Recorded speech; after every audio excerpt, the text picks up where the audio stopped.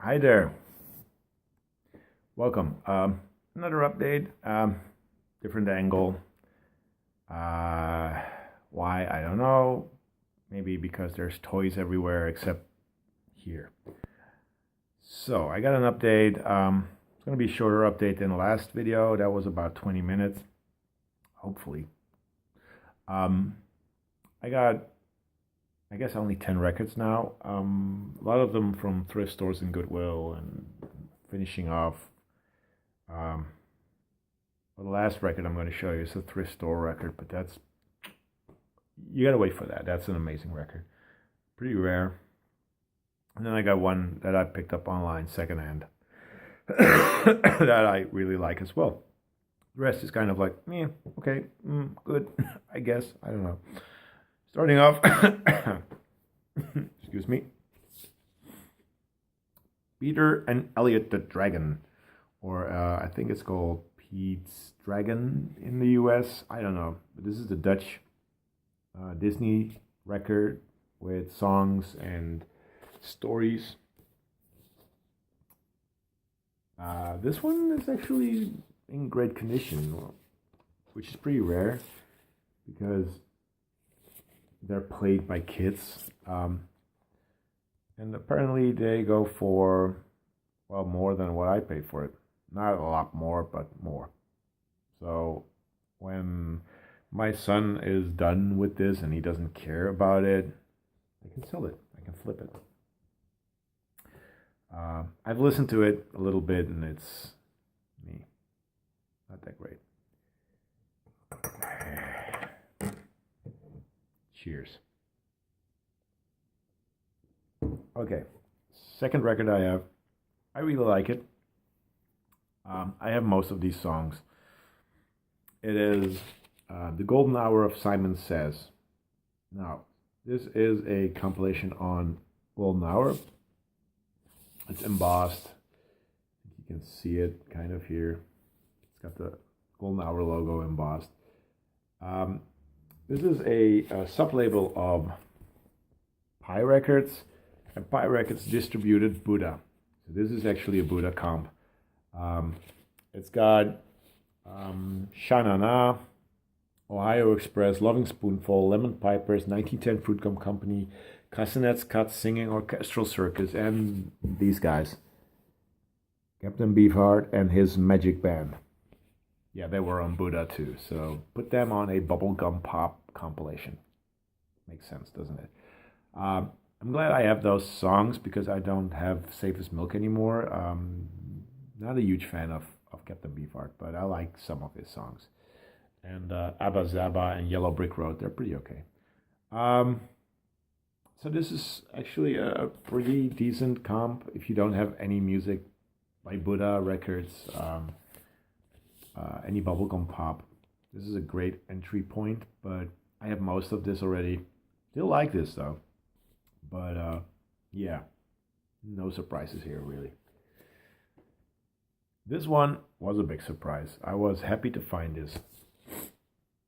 This is Motown Disco Magic, Too Hot to Trot. It is on the MFB, Music for Pleasure label, which is a cheapo label, just like Golden Hour that I just shown. But you get a late 70s compilation of late 70s Motown disco music, which, to be quite honest, I have not heard that many Motown disco tunes. But this is damn good. It is funky at times, really, really funky. Most of these tracks are album tracks, so there are no big hits on here, which is a great thing. You get Diana Ross, the Commodores, Fifth Dimension, High Energy, David Rufin, Switch, Smokey Robinson, Thelma Houston, Tata Vega, and Jermaine Jackson. The last artist, his song Bass Odyssey is just, wow, that's funky. This is a great, great comp, and I would really recommend this if you're into Motown, if you're into disco, and if you're into funk. Good album. I still need to listen to this one, but I know the title or the first track, which is Don't You Want My Love. But this is Nicole with What About Me? This is from 1985. There's Nicole. And it's on Portrait Records. And to be quite honest, I have no clue what this actually is. This is mid-80s R&B, kind of a disco sound as well. 80s disco. It's got Timmy Thomas as well on here. But I need to listen to this. But Don't You Want My Love? That's a pretty good track. So hopefully the rest is just like that and not mediocre pop music. Cheers.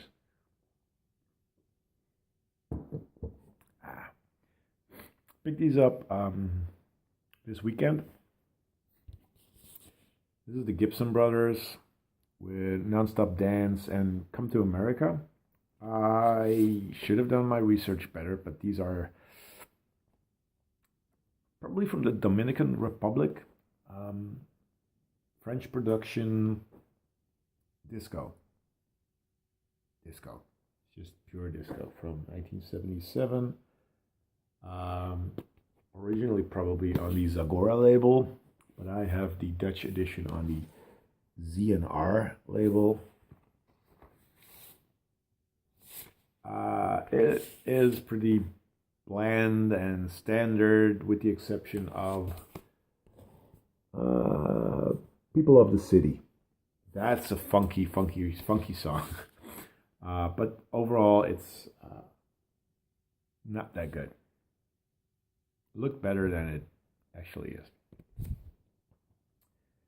This I kind of, from what I've heard, I have not heard it completely, but I like this a lot better. Again, it's disco. This is Amy Stewart with Paradise Bird, 1979. On Areola, this is the Spanish release. And it's got a fold-out gatefold. That's Amy.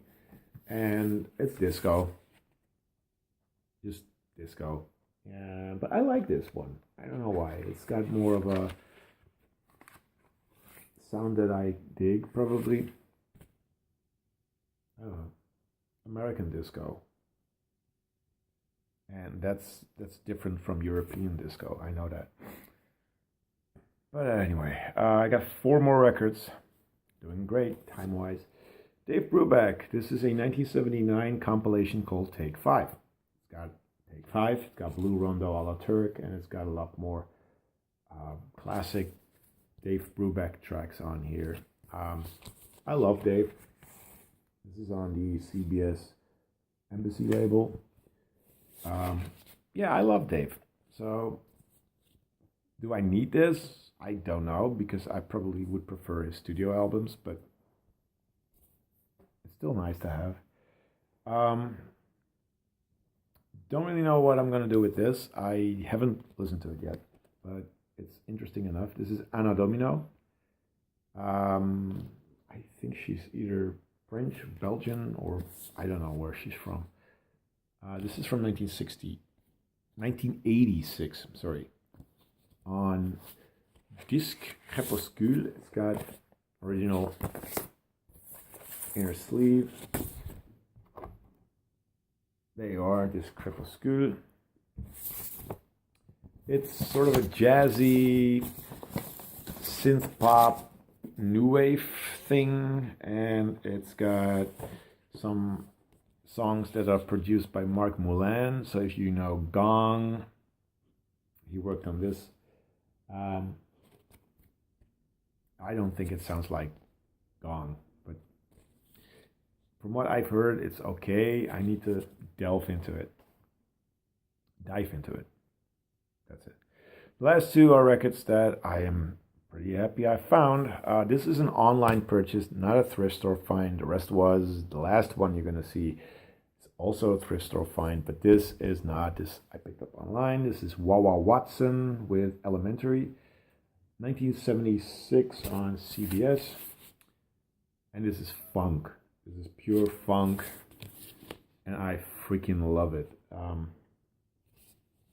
He gets help from Ray Parker Jr., Sonny Burke, Joe Sample, Herbie Hancock, Benny Maupin, Ernie Watts, blah blah blah, and it just goes on. Dave Grusin is on here as well. David T. Walker. It's a great funk album. He uses the voice box, so if you hate the voice box, stay clear. I love it when they use it in the 70s, and they started using it in the 80s. Bon Jovi. I kind of lost track. I still dig that though, but this is a great, great record. Happy I was able to pick it up for a decent price. And the last record I picked up for a very decent price. I paid €2 for it, and it's worth a lot more. It's a pretty rare record, apparently. Friend Sound. Friend Sound, yeah. The album is called Joyride, but on the back it kind of makes you think like it's called Joyride with the album Friend Sound. I don't know. I saw this. I just had to have this. This is wonderful artwork, very late 60s, kind of psychedelic.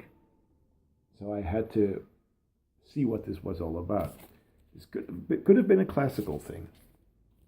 So I looked at the back, the write-up, and they talked about musique concrète and exploration and experiments. And I'm like, okay, what instruments are they using? Well, they're using drums, bass, guitar, piano, percussion,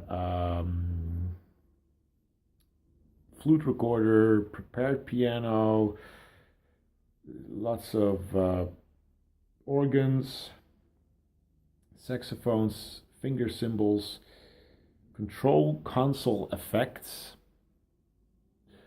But it's psychedelic and it's experimental and it's avant-garde and it's pretty weird. And I'm happy I found this for $2. It was just me trying out a record, and lo and behold, it paid off. Really, it is musique concrète, like